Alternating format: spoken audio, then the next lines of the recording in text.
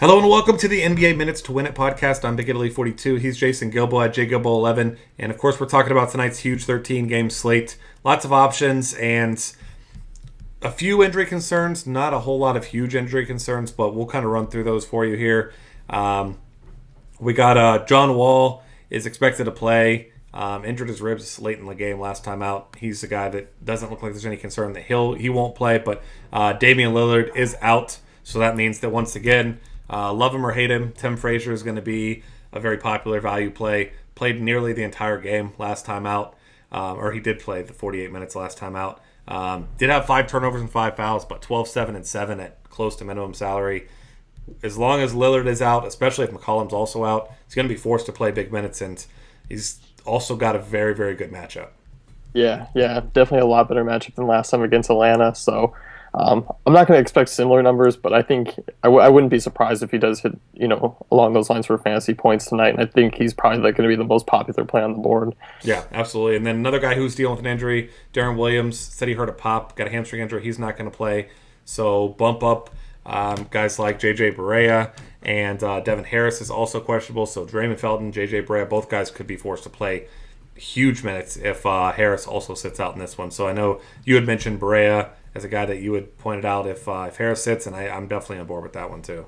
Yeah, Brady's had a pretty good usage rate while Deron Williams has been off the court, so I think for pretty much almost min salary there, you got to like Barea, especially in this matchup because we know Brooklyn can't defend anyone. Yeah. And Shane Larkin has been out with a concussion. He's expected to play today. Another guy being Manuel Mudiay. No news on him yet, but nothing that has really indicated that he should play today.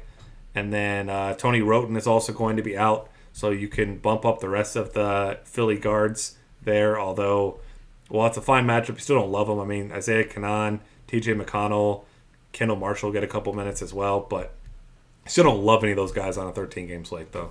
No, and did you talk about Elfrid Payton? No, not even. We're still on point guard. That's how many teams that are playing Elfrid Payton. Is he still questionable, or did they bump him up yet? He's upgraded probable tonight. So okay. Decent matchup against Houston, and what should be a pretty high scoring game. Yeah, absolutely. So that's just the injury concerns just for point guard so far. Other guys that, of course, we like, especially DK here, Isaiah Thomas, the guy that I know you and I are both big fan of, had a huge game against Charlotte last time out, seeing big minutes, and it's been producing in the peripheral areas and not just points recently. So he makes for a really nice play too. Yeah, I really like Thomas.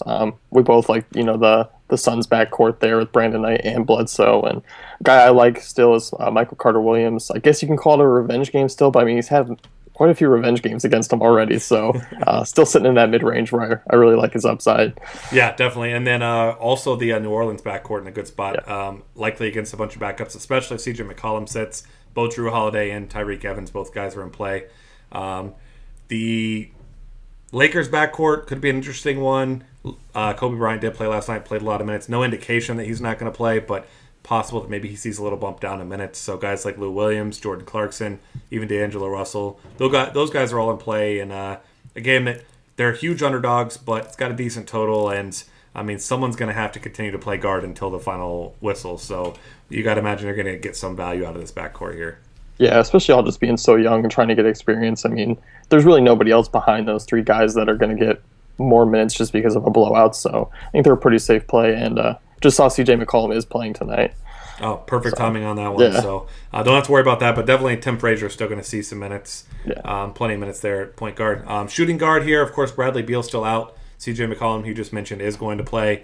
Rondé Hollis-Jefferson is out. He's a small forward on FanDuel, though.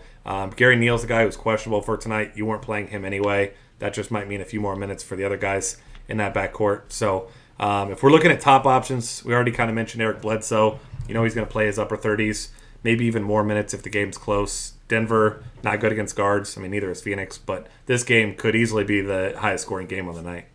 Yeah, really like Phoenix. I'm not sure I'm paying up for James Harden tonight, as big as the slate is. If we're talking about shooting guards, I just think he's been, I guess, average. I mean, it's so hard to say he's been disappointing because he's been dropping like 30 points and five rebounds and 5 assists.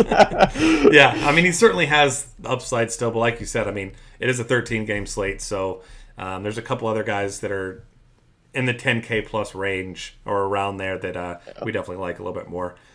It's hard to overlook Will Barton. Had a monster, I won't say game yesterday, monster first half. Ended up with 40.5 fantasy points, but a lot of that came really early. I mean, guy had 23 actual points at halftime, ended up with 25. So whole team didn't play well the second half, but still, relative to his price, he certainly still does have upside. But you just imagine he's still going to have really high ownership. So I don't mind avoiding him in some tournaments just because of that likely high ownership here. Yeah, I'm definitely with you there. I think maybe actually paying up would be the contrarian move at shooting guard just because I think people are going to sit in that mid-range, and there's not really a lot of great options and great matchups in that middle range, so I think Barton's definitely going to be the popular play. Not a ton of value I'm in love with either. Yeah, one guy that we do like is Garrett Temple, 35 and 42 minutes last two games, 36 and 40 actual points.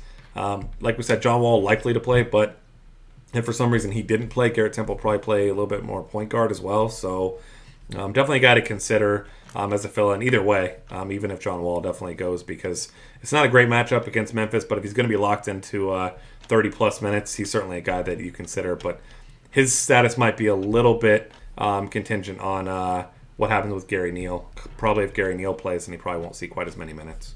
Yeah, I mean, I doubt if Neal plays, I doubt we see the 41 minutes he played last game, but still should sit around that 30 mark, even though just because Neal comes off the bench and they still haven't used him heavily, even with all the injuries they've had. Yeah, exactly. Moving to small forward, Danilo Gallinari is sitting at questionable again. Sat out last night's game. I haven't seen any updates on him yet today, so monitor that situation. Carmelo Anthony went through a shoot-around. He's expected to play, but he's questionable. Giannis Antetokounmpo, he's probably going to play.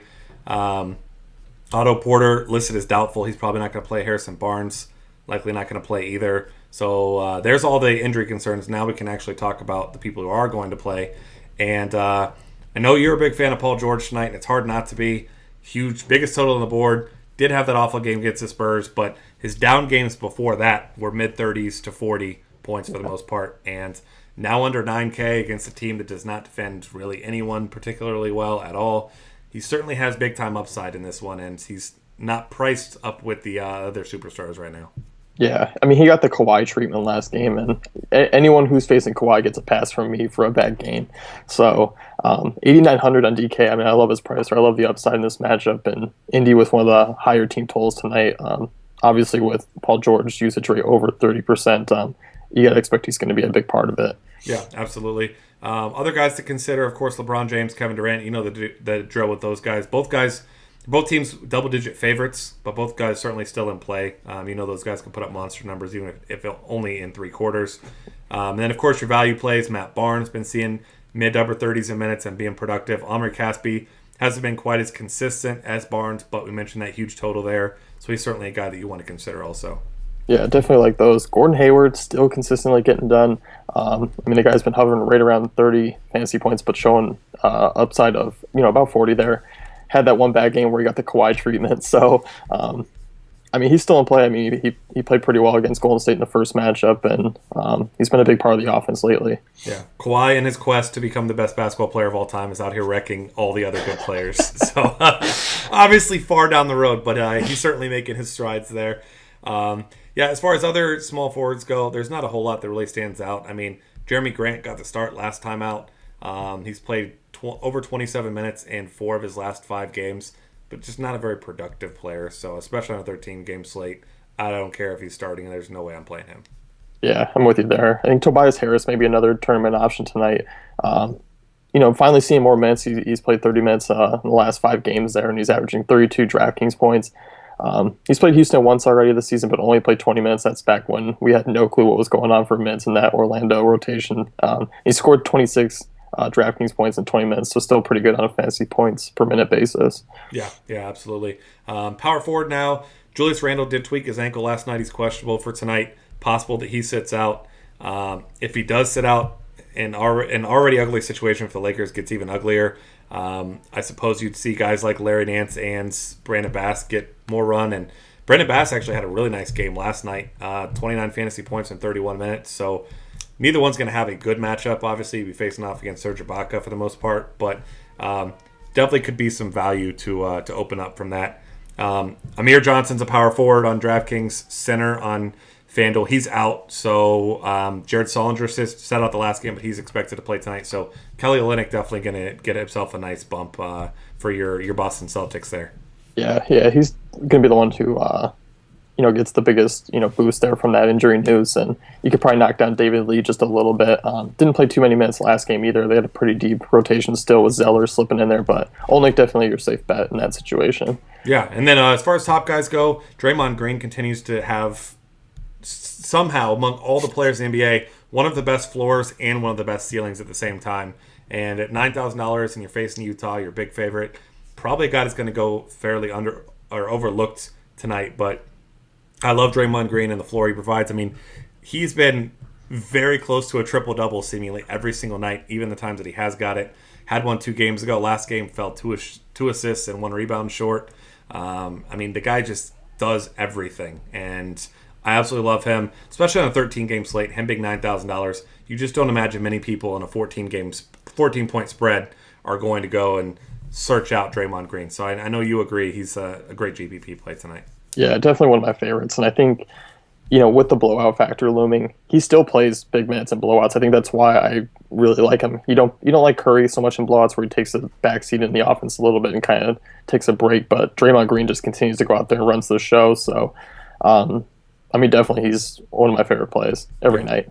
Yeah, absolutely. And then if we're talking DraftKings, of course, you have DeMarcus Cousins still at power forward. He's a center on FanDuel, but he's been the guy who's putting up I guess the LeBron James type numbers right now. He's in between 40 and 50 seemingly every day. Hasn't had that huge game a lot recently. I know LeBron did a couple games ago, so don't say I'm saying he didn't. But DeMarcus Cousins, we know he has the monster upside, not shooting the ball well, under 40% each of the last 2 games. So if he gets a game where he realizes he's huge, you need to dominate down in the paint and stop taking a bunch of jump shots. I mean, the upside is always there. We mentioned the highest total of the night, and the Indiana interior, I'd love to hear who someone thinks is going to stop DeMarcus Cousins down low tonight. Himself. That's what's going to stop him. That's the only that thing inside his head up here. Yeah. I really like him in the matchup, and the matchup really suits him, but the way he's been using his offensive game just really doesn't fit him right now, and that's been disappointing to watch, but maybe he figures it out tonight. I definitely will be taking some chances that he will, because the matchup is really too good to pass up, and we know his ownership is going to be super low. Yeah, of course. And then next up, another guy who, of course, you always like him. A lot of people love to hate him because he does things like put up 43.5 fantasy points in 20 minutes to ruin everyone's lineups. But Anthony Davis, he's expensive, of course, but facing a Portland team that he's had success against this season, averaging 50 fantasy points a game on DraftKings in 2 games there. So, of course, he's always in play. I hope that a lot of people are still just talking trash about the guy and don't want to play him, because I am certainly looking forward to playing him. Yeah. Get yourself some Anthony Davis tonight. With McCollum playing, now you got to like it staying close the entire time. Really, New Orleans is one of the poor defenses anyway, so you could see Portland still keeping it pretty close anyway. So really like Davis tonight. I think the Vegas total should jump up with McCollum coming up, but New Orleans team total is really high. Yeah, actually, and it honestly might even help New Orleans a little bit with McCollum in there, because it's possible that New Orleans, they do have some firepower on offense. Possible they could have, run away with this one a little bit. But with McCollum in there, you definitely got to certainly consider him. And since we didn't mention him as a actual play, I guess you certainly want to play C.J. McCollum in some spots here as well, because he's going to be really heavily relied on in that offense. Yeah, it looks like he's going to start the point guard tonight, and Krabby at the shooting guard spot, so Frazier's going to head to the bench. Yeah, definitely C.J. McCollum now all of a sudden one of the better... Point McCollum. Yeah, Point McCollum. Looking forward to that one, because, he's going to have big upside running the point there. Yeah. Elsewhere at the power forward position, there's not a whole lot of value you love. Ryan Anderson's been good in that same kind of game. Kenneth Faried still not getting huge minutes, but he's been consistent. Thad Young, of course, facing off against Dallas. Anybody that really stands out to you in that mid-range that you like more than the others? Not really. I'm not loving power forward tonight. I guess Jabari Parker could be a sneaky GPP play if he sees close to 30 minutes, just because the matchup's really nice. And he's pretty cheap, but still, I think with so many guard options being so cheap, I'm going to be paying up at power forward for sure. Yeah, definitely makes sense. Not a whole lot down low that you feel good about. Next up, center position, of course. We've got guys like Rudy Gobert, Al Jefferson, who are still out. Of course, mentioned Jared Solinger. He's likely to play. Outside of that, Andrew Bogut is questionable, but he's expected to play as well. So those are all the meaningful injuries down low. Top options, obviously you've got Andre Drummond. Your recency bias, you mentioned this earlier when we were talking. People irritated with him last night because he had, a horrible game where he still got a double-double and 32 fantasy points, which relative to salary is a horrible game for him. But, I mean, just imagine that's about as bad as it gets for Andre Drummond now facing an Atlanta team that's one of the worst rebounding teams in the entire league. Yeah. I mean, I really like Drummond and GPPs because, I mean, like you said, they've been terrible rebounding the ball. They haven't been able to defend centers, and we saw it last game when he went 18 and 19 against them. So, come off the back-to-back, I think people are going to be off of him. So I think he's a nice tournament pivot from pretty much every other center on board. Yeah, absolutely. I mean, there's a lot of options as well. I mean, I mentioned Brook Lopez. He's only $6,900 on DraftKings compared to 81 on FanDuel, so he makes for a nice potential value there as well. Gortat, Gasol, both have to face each other, of course, but both guys have been playing well, especially Gortat. And I'm not probably going to play either one in a cash game because it is a tough matchup for really both of them the way they're playing, but I think both guys are certainly in play, though. Yeah, more so Gortat just because of his price. I'm definitely with you there. I definitely just tournament plays, and Gortat's starting to see monster minutes, so you can really rely on him for at least over 30 minutes per game. Yeah, absolutely. I mean, one more guy that I definitely want to mention for some tournaments is Jahlil Okafor. He hasn't had a huge upside game recently, but he has had a couple in the 40s. He's sitting there in the mid-6Ks facing off against Greg Monroe in Milwaukee, a team that hasn't defended anything other than really jump shooters particularly well this year. And even then, it's just length that bothers the shots. So another team that's not a good defensive team particularly that Okafor could certainly take advantage of. Yeah, I like Okafor in tournaments. And speaking of Monroe, he's a nice cash game play as well. I think it's just because Brook Lopez is 6,900. He's going to get that big. He's going to get looked over. But I do like Monroe as well tonight. Yeah, definitely like that call there. All right, that's going to wrap things up here for us. Find us on Twitter at DF Cafe. Subscribe to our YouTube channel and check out the rest of our great content at dailyfantasycafe.com.